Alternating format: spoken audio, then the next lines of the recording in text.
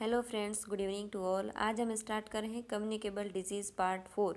बहुत सारी communicable, non communicable disease, इसके अलावा ऑक्यूपेशनल डिजीज़ रहती हैं। सारी डिजीज़ धीरे धीरे करके एग्ज़ाम से पहले अपन पढ़ लेंगे। आपको क्या करना है, एक साथ ये सारी बीमारियां याद नहीं रहती हैं, तो आपको क्या करना है, एक पेज पे एक जगह पे सारी बीमारी और उसका कॉजेटिव ऑर्गेनिज्म, उसका मोड ऑफ ट्रांसमिशन, उसका इंक्यूबेशन पीरियड, वो सारी चीज़ें एक जगह लिख लेनी है और उसको एक दो बार रिवाइज करने से आपको याद हो जाएगी। एक साथ क्या है, सारी की सारी बीमारी याद नहीं होती हैं, क्योंकि बहुत सारे इंक्यूबेशन पीरियड याद रखने पड़ते हैं, बहुत सारे स्पेसिफिक सिम्टम भी रहते हैं बीमारी के अंदर। तो अगर आप चीज़ों को समझने की कोशिश करेंगे तो ज़रूर जल्दी याद हो जाएगी आपको। आज का हमारा फर्स्ट जो डिजीज़ है ये रहा आपके सामने, मीजल्स पढ़ेंगे आज अपन। फर्स्ट डिजीज़ कौन सी है? मीजल्स। तो मीजल्स जो है, इसका कॉजेटिव ऑर्गेनिज्म कौन होता है, ये आपसे आपके सामने बोर्ड पे लिखा हुआ है। रूबियोला जो होता है ये क्या है, मीजल्स का कॉजेटिव ऑर्गेनिज्म होता है और ये कैसा वायरस होता है? आरएनए वायरस होता है। रेड स्पॉट जो लिखा है ये रूबियोला का सेकंड नाम है। रूबियोला का क्या बोलते हैं? Red spot. जब भी बॉडी के अंदर रूबियोला का इन्फेक्शन होता है तो बॉडी के ऊपर रेड स्पॉट बनते हैं, इसलिए इसको रेड स्पॉट के नाम से जाना जाता है। ये जो MOD लिखा है इसका मतलब है मोड ऑफ ट्रांसमिशन, यानी कि मीजल्स बीमारी कैसे फैलती है। तो ड्रॉपलेट इन्फेक्शन के द्वारा फैलती हैं। ड्रॉपलेट का क्या मतलब है? स्नीजिंग से, किससे? खांसने से और सीखने से, ना। स्नीजिंग और कफिंग से क्या है, पैथोजन जो है इन्वायरमेंट के अंदर आते हैं और एक से दूसरे व्यक्ति के अंदर फैल सकते हैं। नीचे ये लिखा है POC। तो POC का मतलब है पीरियड ऑफ कम्युनिकेबिलिटी। क्या है? Period of communicability. इसका क्या मीनिंग है कि अगर आज मेरे को मीजल्स है तो मैं दूसरे व्यक्ति को कब तक दे सकती हूँ? अगर आज मेरे को मीजल्स है तो मैं 4 दिन तक दूसरे को दे सकती हूँ। तो अप्रॉक्स 4 डेज का जो है कम्युनिकेबिलिटी पीरियड रहता है। इसके बाद नीचे लिखा है इंक्यूबेशन पीरियड। तो इंक्यूबेशन पीरियड कितना होता है? बहुत ईजी है, 10 to 14 डे तक मीजल्स जो है इसका इंक्यूबेशन पीरियड रहता है। नेक्स्ट इसके बारे में और क्या इंपॉर्टेंट है, क्लिनिकल मैनिफेस्टेशन के अंदर बहुत सारे ऐसे नॉर्मल सिम्टम रहते हैं। लो ग्रेड फीवर रहता है, हेडेक होता है, माइलेज होता है, तो वो सारी चीज़ें एग्जाम के अंदर नहीं पूछी जाती हैं। आपको क्या है, कुछ हाई हेल्डिंग हाईलाइटेड पॉइंट होते हैं, वहाँ से MCQ बनते हैं, जिसके पीछे जो है बड़ा कंसेप्ट होता है, वो चीज़ें एग्जाम के अंदर बहुत बार पूछी जाती हैं। तो जो है ये लिखा है कॉप्लिक स्पॉट। कॉप्लिक स्पॉट का क्या मतलब है, अपनी जो बकल कैविटी है, बकल कैविटी के अंदर अपना जो लोअर मोलर टीथ होता है उसके अपोजिट जो है रेसेज अपीयर होता है ना, इरेगुलर, और जो है रेडिश टाइप का जो रेसेज अपीयर होता है उसको अपन बोलते हैं कॉप्लिक स्पॉट। और ये कब होता है? मिजल्स की इरप्टिव फेज के अंदर होता है। कब होता है?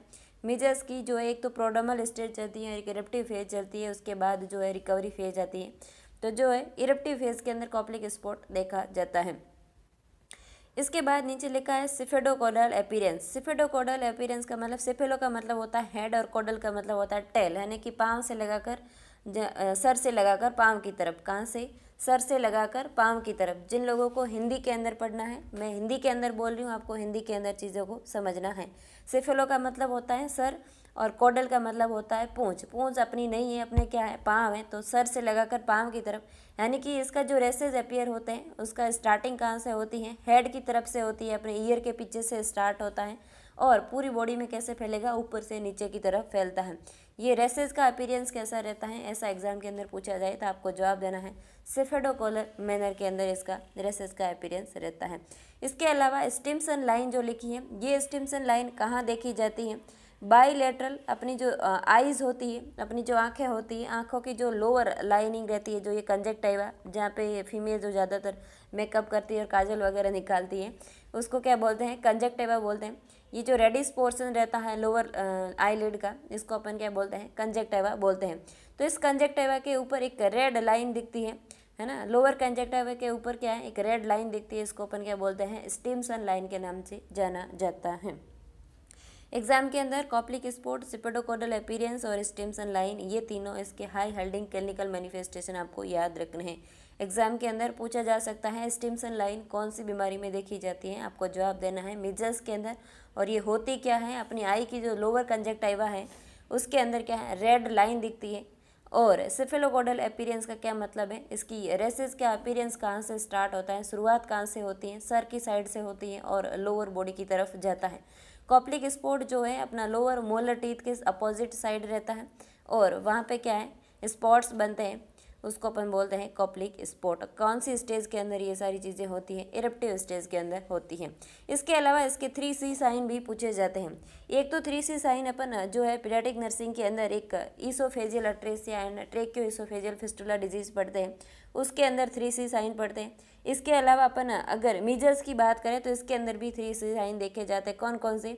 मरीज को जब भी रूबियोला का इन्फेक्शन होगा उसको कफिंग होगी, कोरिजा होगा। कोरिजा का क्या मतलब है? नाक से जो अपना घी बहता है उसी को अपन क्या बोलते हैं? कोरिजा। और कंजक्टिवाइटिस, कंजक्टिवाइटिस यानी कि कंजक्टिवाइटिस की वजह से ये स्टिम्सन लाइन देखी जाती है। तो जो है कंजक्टिवा का इन्फेक्शन होता है क्या कहलाता है? कंजक्टिवाइटिस कहलाता है। कफ, कोरिजा और कंजक्टिवाइटिस ये चीज़ें आपको ध्यान रखनी है। इसके अलावा और क्या पूछा जाता है? जो है मीजल्स की वजह से क्या कॉम्प्लिकेशन हो सकते हैं अपनी बॉडी के अंदर, तो आपको ध्यान रखना है। ये चीज़ एग्ज़ाम के अंदर बहुत बार पूछी गई है। निमांस का एग्ज़ाम हुआ था, नॉर्सेट का एग्ज़ाम हुआ था, उन सब के अंदर पूछा गया था कि मीजल्स का कॉम्प्लिकेशन क्या होता है। आपको जवाब देना है एनसेफेलाइटिस होता है। एनसेफेलाइटिस का क्या मतलब होता है? अपना ब्रेन का इन्फ्लामेशन होना। ब्रेन का इन्फ्लामेशन होना क्या कहलाता है? एनसेफेलाइटिस कहलाता है। मीजल्स के अंदर कौन सा एनसेफेलाइटिस होता है? तो जो है ये वायरल एनसेफेलाइटिस होता है, क्योंकि ये रूबियोला जो है ये क्या है? RNA वायरस होता है। नेक्स्ट अपनी बीमारी कौन सी है? रूबेला। एक तो होता है रूबियोला जिसको हमने पढ़ा था, जिसका नाम हमने दिया था मीजल्स। एक है रूबेला जिसको अपन बोलते हैं जर्मन मीजल्स। इसको एक और नाम दिया जाता है 3 डे डिजीज़ के नाम से भी जाना जाता है। जर्मन मीजल्स को क्या बोलते हैं? 3 डे डिजीज़ के नाम से भी जाना जाता है। इसका इंक्यूबेशन पीरियड कितना होता है? 14 to 21 डेज़ का इसका इंक्यूबेशन पीरियड रहता है रूबेला का। और रूबेला क्या है? इस जर्मन मीजल्स का कॉजेटिव ऑर्गेनिज्म होता है। मोड ऑफ ट्रांसमिशन इसका क्या रहता है? ड्रॉपलेट इन्फेक्शन से ये फैलता है, यानी कि खांसने चीखने से पैथोजन इन्वायरमेंट में आते हैं और एक से दूसरे के अंदर फैल सकते हैं। इसके अलावा इसका वर्टिकल ट्रांसमिशन होता है। तो वर्टिकल ट्रांसमिशन का क्या मीनिंग है? अगर मदर के अंदर कोई रूबेला का इन्फेक्शन है और उसके अंदर जो है उसके वूम के अंदर बच्चा पल रहा है, तो उसके अंदर भी ये इन्फेक्शन फैल जाएगा और इस इन्फेक्शन का नाम बाद में क्या होगा? जो बच्चा पैदा होगा उसके अंदर क्या होगा? कंजेनाइटल रूबेला सिंड्रोम देखा जाता है। तो वर्टिकल ट्रांसमिशन का मतलब होता है कोई भी इन्फेक्शन मदर से बच्चे के अंदर जा रहा है तो उसको अपन क्या बोलते हैं? वर्टिकल ट्रांसमिशन बोलते हैं। जब भी कोई फीमेल प्रेगनेंसी कंसीव करती है तो जब भी वो गायनेकोलॉजी से अपना जो है ट्रीटमेंट के लिए या दिखाने के लिए जाती है कि मेरे को प्रेगनेंसी कंसीव करनी है, तो उस वक्त डॉक्टर एक रूबेला टाइटर करवाता है। रूबेला टाइटर अगर उसके अंदर पॉजिटिव आता है तो डॉक्टर उसको एक एडवाइस देता है कि 3 मंथ तक प्रेगनेंसी तुम्हें क्या करनी है? अवॉइड करनी है। अगर किसी फीमेल के अंदर रूबेला इन्फेक्शन प्रेजेंट है तो उसको मिनिमम 3 मंथ तक प्रेगनेंसी कंसीव करना अवॉइड करना होता है। इसका क्या कारण है? अगर मदर को रूबेला है, रूबेला का इन्फेक्शन है, तो बच्चे के अंदर कंजेनाइटल रूबेला सिंड्रोम हो जाता है। क्लिनिकल मैनिफेस्टेशन के अंदर एक फोर्सेमर साइन देखा जाता है। फोर्सेमर साइन देखा जाता है रूबेला मीजल्स के अंदर, जर्मन मीजल्स के अंदर फोर्सेमर साइन देखा जाता है। ये फोर्सेमर साइन कहाँ देखा जाता है? ये चीज़ आपसे पूछी जा सकती है। फोर्सेमर साइन के अंदर होता क्या है? होता तो वही है कि एक रेड स्पॉट दिखता है। और कहाँ दिखता है? Junction of the soft and hard palate. जो अपना सॉफ्ट एंड हार्ड पैलेट है, जब बक्कल कैविटी को ओपन करके अपन पीछे की तरफ देखते हैं तो वहाँ पे अपने को एक स्पॉट दिखता है। उस स्पॉट का नाम क्या है? फोर्सेमर साइन देखा जाता है। मीजल्स के अंदर कॉप्लिक स्पॉट और इसके अंदर क्या देखा जाता है? फोर्सेमर साइन देखा जाता है। इसके अलावा जनरल सिम्टम बहुत सारे रहते हैं इसके अंदर, कंजक्टिवाइटिस, सोर थ्रोट और हेडेक, जनरल बॉडी एक, ये सारी चीज़ें रहती है। तो वहाँ से MCQ नहीं बनते हैं। MCQ क्या है? जो इम्पोर्टेंट जो हाई हेल्डिंग सिम्टम होते हैं, जिनके पीछे बड़े कंसेप्ट होते हैं, वो चीज़ों से MCQ बनते हैं। इसके अलावा जो है जर्मन मीजल्स रूबेला का जो कॉम्प्लिकेशन क्या हो सकता है, वो चीज़ भी एग्जाम के अंदर बहुत बार पूछी जाती है। तो थ्रोम्बोसाइटोपिनिया होता है। थ्रोम्बोसाइटोपिनिया का क्या मतलब है? प्लेटलेट का जो काउंट है ये कम होना। बॉडी के अंदर प्लेटलेट का काउंट कम होना क्या कहलाता है? थ्रोम्बोसाइटोपिनिया। जब भी बॉडी के अंदर प्लेटलेट का काउंट कम होता है तो मरीज़ जो है ब्लीडिंग की रिस्क पे चला जाता है। जब भी आपने जनरली सुना होगा, जब भी मरीज़ को डेंगू होता है तो किसका असेसमेंट रेगुलर किया जाता है? CBC के थ्रू प्लेटलेट काउंट को असेस किया जाता है। अगर आपकी बॉडी के अंदर प्लेटलेट काउंट 50,000 से कम हो जाते तो आप ब्लीडिंग की रिस्क पे रहते हैं। और अगर 20,000 से कम हो गए हैं, इसका मतलब आपकी बॉडी के अंदर सडन हेमरेज कहीं पे भी हो सकता है। अगर वो हेमरेज आपके क्रेनियम के अंदर होता है तो इसका मतलब आपका ब्रेन भी डेड हो सकता है। तो ये जो कंडीशन है थ्रोम्बोसाइटिक कंडीशन, ये बहुत खतरनाक भी हो सकती है। इसके अलावा इसके अंदर लिखा हुआ है पोस्टीरियर ऑरिकल लिम्फेडिनोपैथी। लिम्फेडिनोपैथी का मतलब क्या है? लिम्फ नोड के अंदर स्वेलिंग आना। लिम्फेडिनोपैथी का क्या मतलब है? लिम्फ नोड के अंदर स्वेलिंग आना, उसका इन्फ्लामेशन होना लिम्फेडिनोपैथी कहलाता है। और ये वर्ड ऑरिकल लिखा, ये किसके लिए है? ईयर के लिए है, अपने कान के लिए है। पोस्टीरियर का मतलब कान के पीछे वाले जो लिम्फ नोड है, यहाँ पे क्या है? स्वेलिंग आ जाती है, वहाँ का इन्फ्लामेशन हो जाता है। ये क्या है? जर्मन मीजल्स का कॉम्प्लिकेशन होता है। नेक्स्ट इसके बारे में और क्या है? जब भी किसी फीमेल के अंदर रूबेला इन्फेक्शन है और उसका जो बच्चा है उसके अंदर क्या हो सकता है? Congenital rubella syndrome. वो जो बच्चा है कंजेनाइटल रूबेला सिंड्रोम के साथ में पैदा होता है, उस बच्चे के अंदर क्या होता है? जो है उस बच्चे के अंदर कैटरेक्ट होता है। कैटरेक्ट का क्या मतलब होता है? अपनी जो आई है, आई का जो लेंस होता है, लेंस का क्या हो जाता है? ओपेसिटी हो जाती है। लेंस का क्या हो जाता है? ओपेसिटी हो जाती है। लेंस का ओपेसिटी होना क्या कहलाता है? कैटरेक्ट कहलाता है। मेनली कैटरेक्ट जो है ओल्ड एज के साथ में होता है, लेकिन कोई अदर डिजीज़ के एसोसिएट भी कैटरेक्ट हो सकता है। इसका जो ट्रीटमेंट किया जाता है कैटरेक्ट, वो क्या है? फैको इमल्सिफिकेशन सर्जरी करके अपने जो है नए लेंस रिप्लेस किए जा सकते हैं। तो ये क्या है? क्योरेबल डिजीज़ है। इसके अलावा जो है कार्डिक एनोमली मरीज़ के अंदर हो जाती है। जो रूबेला कंजेनाइटल रूबेला सिंड्रोम वाला बच्चा रहता है, इसके अंदर कार्डिक एनोमली होती है। मोस्टली कौन होती है? पीडीए होती है। पीडीए का फुल फॉर्म क्या है? Patent ductus arteriosus. क्या बोलते हैं इसको? Patent ductus arteriosus. ये जो संट होता है, ये जन्म से पहले बच्चे के लिए जो है फीटल सर्कुलेशन के अंदर बहुत सारे संट रहते हैं, हम अपन पढ़ेंगे फीटल सर्कुलेशन के अंदर। तो ये संट उस टाइम तो जरूरी था, लेकिन अगर जन्म के बाद ही वो संट ओपन रह जाता है तो वो क्या है? अबनॉर्मलिटीज़ है, कार्डिक अबनॉर्मलिटी जिसको अपन बोलते हैं पीडीए, पेटेंट डक्टस आर्ट्रियोसिस मरीज के अंदर प्रेजेंट हो सकता है। इसके अलावा मोस्ट कॉमनली जो कंजेनाइटल रूबेला सिंड्रोम वाले बच्चे के अंदर होता है, वो क्या होता है? डेफनेस देखी जाती है। 58% केसेस के अंदर क्या है? डेफनेस देखी जाती है। ये मोस्ट कॉमन सिम्टम देखा जाता है कंजेनाइटल रूबेला सिंड्रोम के अंदर। डेफनेस का क्या मतलब होता है? सुना ही नहीं देना, है ना। जो है हियरिंग का लॉस होना क्या कहलाता है? डेफनेस कहलाता है। कैटरेक्ट का मतलब है आई के लेंस की ओपेसिटी हो जाना। और कार्डिक एनोमलीज के अंदर क्या देखा जाता है? पीडीए देखा जाता है, पेटेंट डक्टस आर्ट्रियोसिस देखा जाता है। इसके अलावा नेक्स्ट डिजीज़ हमारी है मम्स, जिसको अपन बोलते हैं। और मुझे लगता है जो है स्कूल एज के अंदर लगभग सबको मम्स तो हुआ ही होगा। और वो जो एक पट्टी आती थी मेडिकल पे, वो आप सब लोगों ने कान के नीचे लगाई भी होगी। तो वो कौन सी डिजीज़ थी? मम्स बीमारी थी। पॉजिटिव ऑर्गेनिज्म मम्स का क्या होता है? पैरामिक्सो वायरस होता है। ये भी कैसा वायरस होता है? आरएनए वायरस होता है। मोड ऑफ ट्रांसमिशन इसका भी क्या रहता है? ड्रॉपलेट इन्फेक्शन के द्वारा होता है। इंक्यूबेशन पीरियड इसका कितना रहता है? 2 से 3 वीक तक रहता है।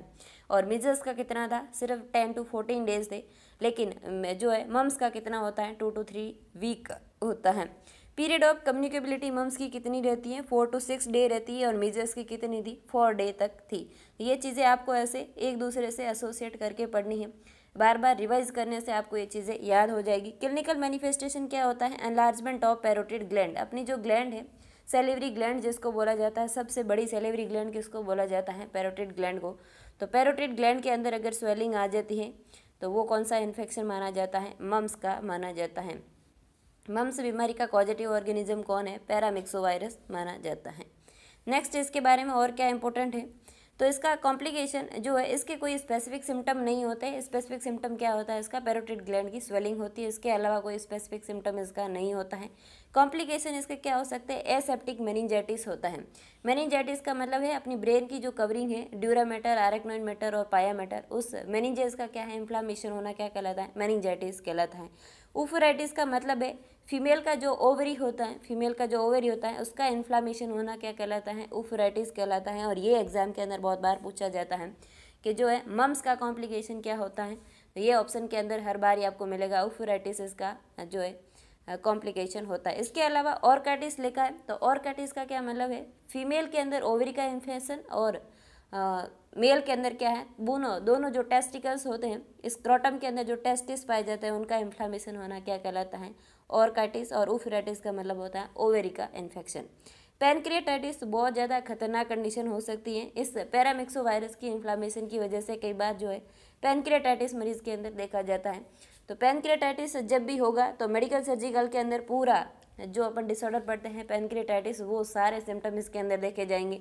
तो ये भी एक जो है मम्स का कॉम्प्लिकेशन हो सकता है पैनक्रियाटाइटिस। पैनक्रियाज क्या है? अपनी एक ग्लैंड है ज़्यादातर पैनक्रियाज का जिक्र जब होता है जब डायबिटीज़ मेलाइटस पढ़ाया जाता है ना। पैनक्रियाज की जो बीटा सेल होती है वो इंसुलिन का सिक्रेशन करती हैं, और जो अपन है डायबिटीज़ पढ़ते हैं, एक होता है इंसुलिन डिपेंडेंट डायबिटीज़ और एक होता है नॉन डिपेंडेंट जो है डायबिटीज़ मेलाइटस। वो सारी बीमारी अपन मेडिकल सर्जिकल के अंदर जो पढ़ते हैं पैनक्रिएटाइटिस। तो पैनक्रिएटाइटिस का जिक्र जब तब करेंगे जब क्या पढ़ेंगे मेडिकल सर्जिकल। सारे सब्जेक्ट नर्सिंग के जो है इसके एग्ज़ाम के नाम चेंज होते हैं, सिलेबस हमेशा सेम ही रहता है। आपको अगर एक बार आपने सिलेबस को अच्छे से पढ़ लिया है ना, तो आपको बार बार नई चीज़ों की खोज करने की ज़रूरत नहीं पड़ती है, क्योंकि अपना कोई जीके नहीं होता है। अपना जो स्टडी है वो क्या है, लॉजिकल स्टडी है। अगर आपने सारे सब्जेक्ट को एक बार समझ लिया ना, तो नेक्स्ट क्या होगा, अपने जो सारे सब्जेक्ट होते हैं ना वो सेपरेटली नहीं होते हैं। ये चीज़ समझने वाली है, अपने सारे सब्जेक्ट सेपरेटली नहीं होते हैं, सारे सब्जेक्ट एक दूसरे पे डिपेंडेंट होते हैं। अगर आप गायनेकोलॉजी सब्जेक्ट पढ़ रहे हैं तो इसका मतलब आपको एनाटॉमी और फिजियोलॉजी तो आनी ही पड़ेगी। अगर आपको फीमेल का रिप्रोडक्टिव सिस्टम पढ़ना है तो वहाँ की एनाटॉमी और फिजियोलॉजी आपको आनी पड़ेगी। अगर आपको नॉर्मल चीज़ें समझनी है तो मेडिकल सर्जिकल आपको पढ़ना पड़ेगा, तभी आप क्या है अबनॉर्मलिटीज़ को डिटेक्ट कर पाते हो। पीडियाट्रिक नर्सिंग जब आप पढ़ते हो तो बॉडी की एनाटॉमी और फिजियोलॉजी तो वही रहती है, तो वहीं से जो शुरुआत होती है अपनी जब नर्सिंग की, तो अपन जो फर्स्ट सब्जेक्ट अपना स्टार्ट करते हैं वो क्या होता है, एनाटॉमी एंड फिजियोलॉजी होता है।